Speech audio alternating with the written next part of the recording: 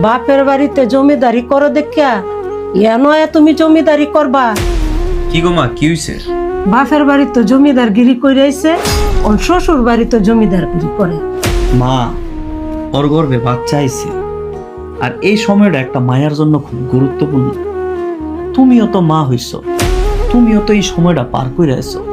কয়েকদিন আগে তোমার জ্বর আইছে, তুমি অসুস্থ ছিলা। এই মায়াই সারা রাত জায়গা তোমার মাথায় পানি ঢালছে, তোমারে যত্ন করছে, ওষুধ খাওয়াইছে। আর তোমার গর্ভে থেকে যে সন্তান হয়েছে তোমার মেয়ে, সে শোনার পরও শ্বশুর বাড়ি থেকে আসে নাই তোমারে দেখার জন্য।